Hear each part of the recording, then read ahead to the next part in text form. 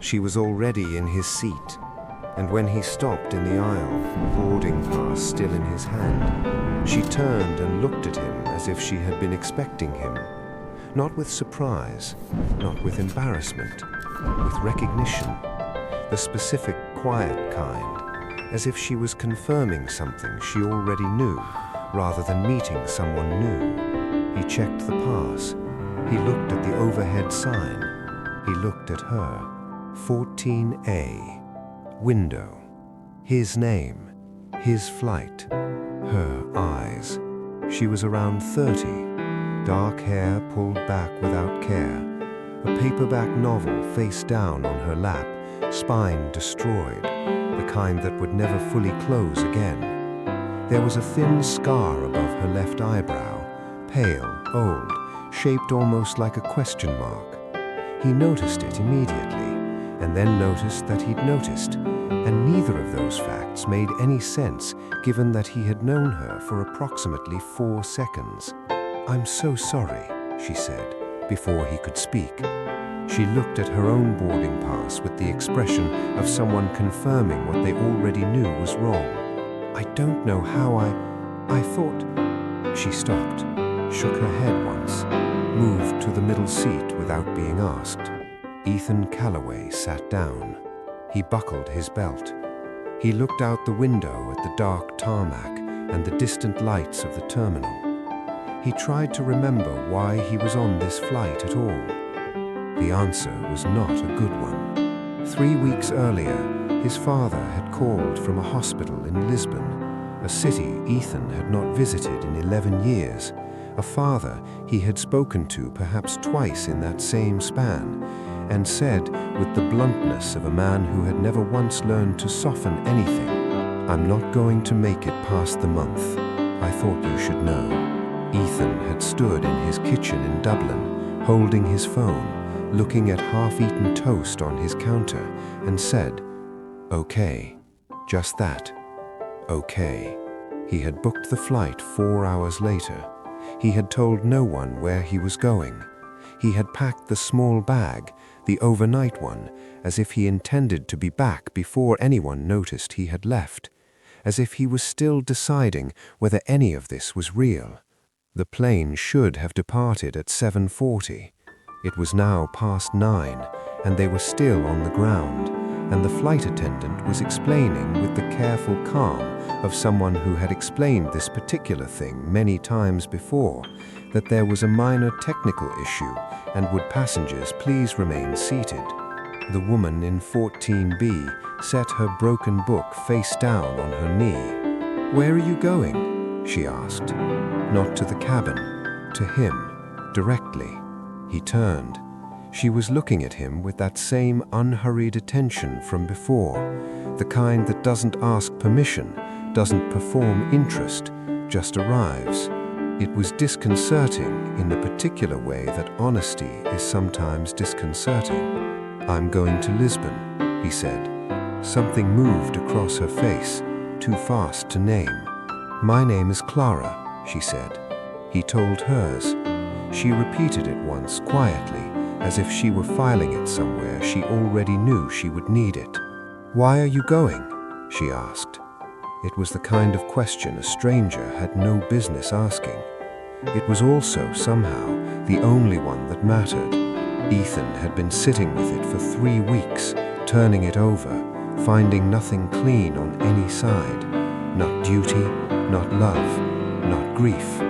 Nothing honest enough to say aloud. "My father is dying," he said. She didn't flinch. She didn't say she was sorry. She asked, "Were you close?" "No." "Then why are you going?" He looked at her. Something in his chest shifted, the way a locked room sounds different when someone finally knocks. "That's what I'm trying to figure out." She held his gaze for a beat too long before turning back to her book, not rudely, not evasively, more like a person who has learned to be careful with things they already know are fragile. If this story is already finding you, like, subscribe, and turn on the bell. You need to hear what happens next.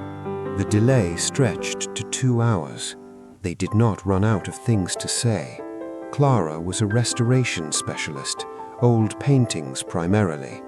She described her work with the precision of someone who had spent years learning that nothing beautiful survives without being understood at the cellular level. She'd spent 3 months in Edinburgh before that, 2 years in Florence, and before that, a year in a small studio in Kyoto she described only as the most honest year of my life. You restore things, Ethan said partway through the first hour. Damaged things. Broken things, she corrected. Damaged means something got to it from outside. Broken means something failed from within. A pause. Most people confuse them. He didn't respond. She let him not respond. The plane still hadn't moved. Somewhere in the second hour, a turbulence test rocked the cabin, brief, nothing serious, and Clara's hand dropped from her armrest and landed on his. She pulled it back immediately, and the look she gave him in that half-second was not embarrassment, it was awareness, the specific awareness of a person who has just learned something about themselves they weren't expecting to learn. He felt the warmth of it long after her hand was gone. He looked at the seat pocket in front of him. He said nothing. She opened her book and did not read. Ethan found himself telling her about his father, not the call, not the hospital, but the older version.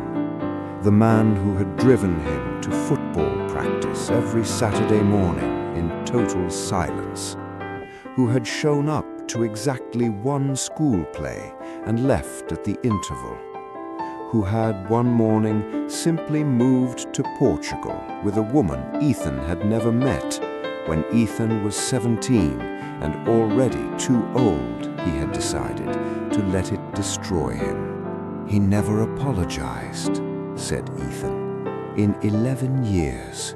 Not once. Do you need him to? Clara asked. I used to. Now I'm not sure it would mean anything. Maybe it's not for meaning, she said. Maybe it's just for the record. So the truth of what happened exists somewhere outside just you. He looked at her. A long look. Not desire, not gratitude exactly. Recognition. The kind that happens when someone names something you've carried so long you forgot it had a name. Then his phone buzzed. A message from the hospital. His father had been moved to intensive care.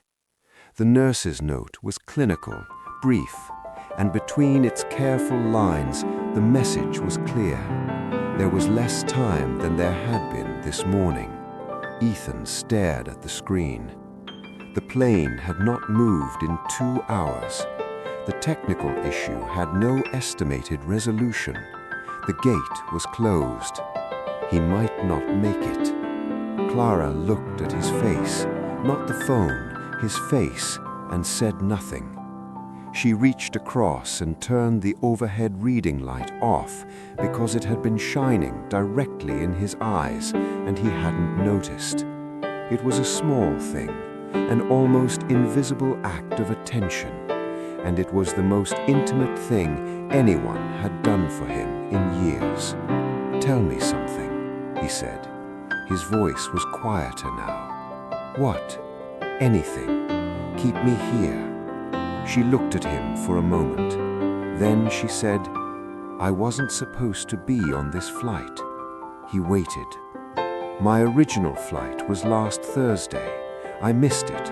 I've been rescheduled 3 times since.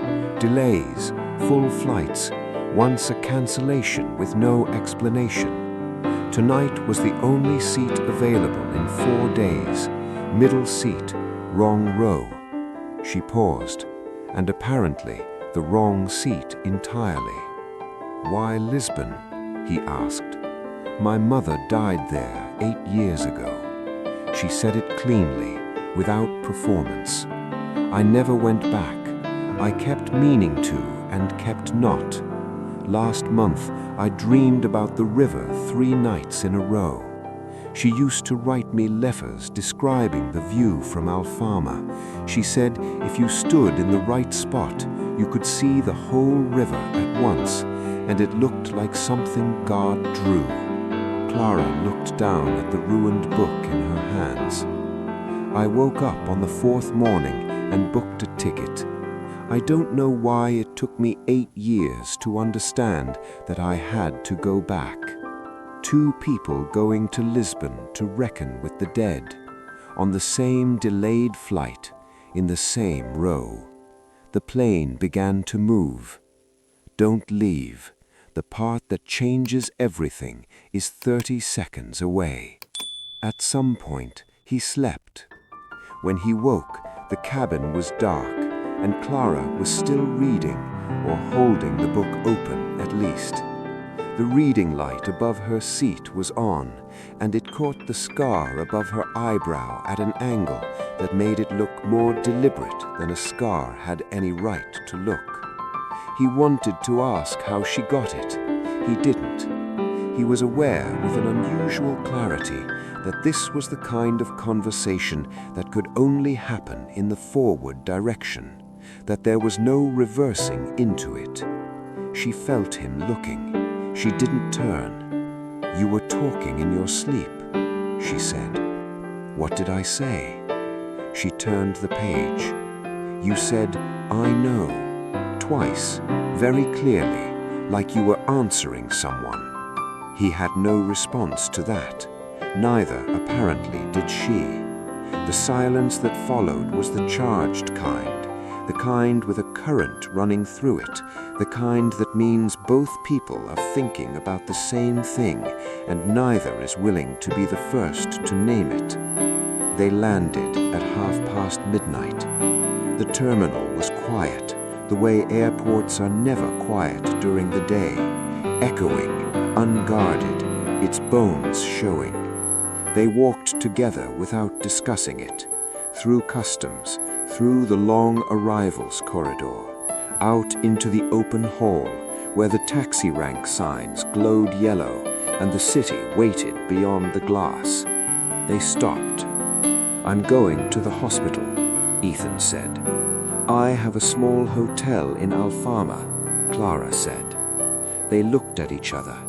The negotiation happening between them was entirely unspoken, whether 5 hours at 30,000 feet constituted something real, or if it was only the particular intimacy of transit which evaporates on landing like breath on cold glass. He reached into his jacket for a business card. He almost never gave them out. He held it toward her, and their fingers met at the edge of it, a half-second of contact, neither of them pulling back immediately, and then she took it and slipped it without looking into the back of her broken book. "I hope your father," she began. "I know," he said. The same words from his sleep. Neither of them said anything for a moment. She walked toward the taxi rank. He watched her go, the unhurried pace, the paperback tucked under one arm, the scar catching the terminal light one last time, and told himself, "That is that." He said it clearly inside himself, the way you say a thing you already know is not true. His father was on the 4th floor, room 11. He stood outside the door longer than was reasonable. When he finally opened it, his father was asleep, smaller than memory, reduced in the specific way of a person who has turned their attention entirely inward. His hands were folded on the blanket. His breathing was careful and slow. There was a photograph on the bedside table. Ethan's breath stopped before he could prevent it. It was him, age 9 or 10, standing outside his grandmother's house in Cork, squinting into summer light, holding a small mackerel, the first fish he had ever caught, off the pier that same morning, and his father had been right there, laughing, and had taken the photograph himself. His father had kept it. He had carried it to a hospital in Lisbon and put it on the table beside his bed. Ethan sat in the chair and did not sleep. He sat while his father breathed and looked at the photograph and felt something move in him that he had spent 11 years making sure stayed still. At 4 o'clock in the morning, his father opened his eyes. He looked at Ethan without surprise, like a man who had been waiting. "You came," his father said. "I came." A long silence. Then his father said, quietly, without ceremony, "I'm sorry, Ethan, for all of it." The words were not eloquent.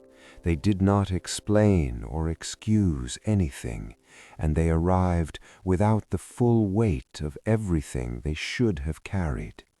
They were just words, dry and plain, from a man running out of time to say them. But they existed now, outside just Ethan, on the record. He thought of Clara. He thought, she said that. She said it was for the record. He reached forward and took his father's hand, and his father's fingers tightened without words, and neither of them said anything more for a long time, and the night outside the window began its slow turn toward blue. His father died 4 days later. Not in the night, not alone. Ethan was there, reading aloud from a battered Portuguese paperback he'd found on the shelf, a book he couldn't fully understand, just the sound of it filling the room. His father's breathing slowed, then it stopped, quietly, without event. Ethan sat for a long time afterward. Then he walked to the waterfront and stood watching the Tagus move gray and slow and wide toward the sea. And he thought about 11 years and 5 hours and a photograph on a bedside table he had not known existed until this week.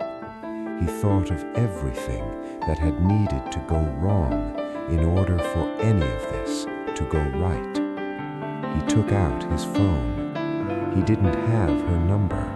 She had given him nothing, only 4 seconds of recognition in an airport, a conversation in the dark above the Atlantic, the warmth of an accidental touch he was still aware of days later. He walked to Alfama. There were 11 small hotels in the historic district. He tried 4 before finding one where the woman at the desk looked at him with the expression of someone deciding how much to say, and told him that a guest matching his description had checked out that morning. He stood on the cobblestones. There's a specific weight to arriving exactly too late. It is different from arriving early, different from not arriving at all. It is heavier than both because it contains the outline of what was almost there. He stood with it for a while. Then he turned and walked up the hill because there was nothing else to do. He found a miradoro, a viewpoint, nothing grand, a gap between 2 old buildings where the city fell away below and the river appeared in full, and sat on a low stone wall. He looked at the Tagus. It looked like something God drew. He understood, sitting there, why she had dreamed about it, why her mother had written letters trying to describe it. Some views are not decoration, they are argument, evidence. They make a case for something the eye alone cannot name. He heard footsteps on the cobblestones behind him, unhurried. He knew before he turned. Clara sat down beside him on the wall, not right beside him, one careful foot of distance between them, and looked at the river without speaking, as if she had been here before, as if this was simply the next part of a sequence that had already been decided. For a long time, neither of them said anything. Then, "I found your card," she said, "in the book. I'd forgotten I'd put it there. I called your office. A woman told me you'd been in Lisbon all week. She didn't know where you were staying." A pause. "I came to this viewpoint because this is the one my mother described. I've been trying to find it since yesterday." She was looking at the river. "Is it the right spot?" he asked. "Yes," she said softly. "It is." They stayed until noon. He told her about his father, the whole version this time, without the edits, the photograph, the 4 in the morning, the apology that arrived plain and dry and far too late, and somehow, impossibly, just in time. She told her about her mother, not the death, but the woman, the looping, generous handwriting, the way she hummed while she cooked, her unshakable belief that everything that happened to a person was in some way intentional, that coincidence was just the visible part of something arranged. "Did you believe that?" Ethan asked. "No," Clara said. "I was trained to be too exact for it. When I restore a painting, everything has a cause. The cracking, the discoloration, the places where someone painted over what was there. None of it is intention. It's chemistry and time." And now, she turned to him. The scar above her eyebrow caught the noon light, and he thought, "I am going to ask her. Not today, but I am going to ask." "Now," she said, "I think perhaps intention and chemistry are not as different as I once believed." He laughed, genuinely for the first time in weeks. She reached into her jacket and took out her book, the same one, spine collapsed, permanently open, turned to the back cover, wrote something small and careful, tore the page clean at the edge, and held it out. Her number. Their fingers met at the edge of the paper. This time, neither of them pulled back. "I'm thinking of staying," she said, "for a while." "I know," he said. She looked at him, the same look from the plane, the one that didn't ask permission, didn't perform, just arrived. Except this time it was warmer. This time it was a door slightly open. "You said that on the plane, in your sleep." "I know." She stood. She looked at the river one last time, and her face in that moment was something he would not forget. Not happiness, not grief, but the specific expression of a person who has set down something very heavy and found with surprise that their hands are free. Then she walked down the hill, and the cobblestones absorbed her footsteps, and she was gone. He sat on the wall alone with the river and the torn page and the weight of the week.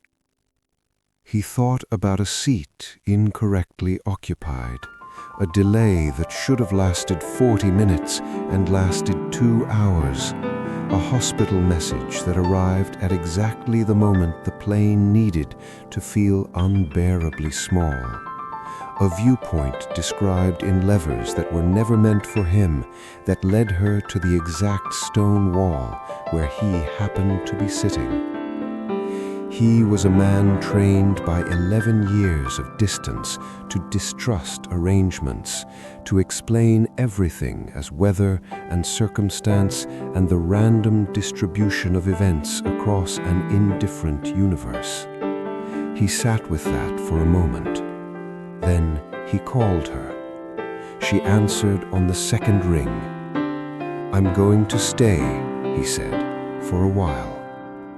A pause, not empty, filled with the sound of a person deciding to let something in.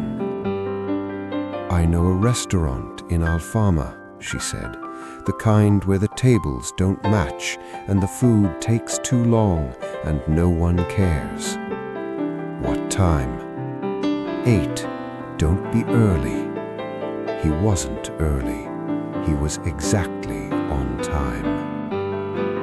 There is a photograph in Ethan's apartment in Dublin now, taken 6 months after Lisbon on a return trip to the viewpoint above Alfama. In it, Clara is looking at the river and her face holds that expression, the one with its weight set down, its hands finally free. He put it on his bedside table, not beside the one of the fish, in place of it, because the original was buried with his father, which is where it belonged, and this one was for the living.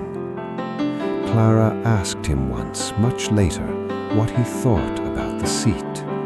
He knew exactly what she meant, whether it was a mistake, whether it was something else. He thought about it for a real moment, not the diplomatic answer, the true one. "I think," he said, "that some seats are empty for a reason, and some people are late for a reason, and the delay was the delay, technical, real, documented. But what we did with 2 hours in a grounded plane, that was ours. That was the choice." She looked at him the way she had looked at him the very first time. Recognition. "For the record," she said. He smiled. "For the record." She had been in his seat, and every delay that ever brought her there, every missed flight, every rescheduled connection, every night she almost gave up and went home, had been building to that one misread boarding pass, in that one dark cabin, in that one row where he almost walked past. Almost. If this story found you, it was meant to. Like, subscribe, turn on the bell notification.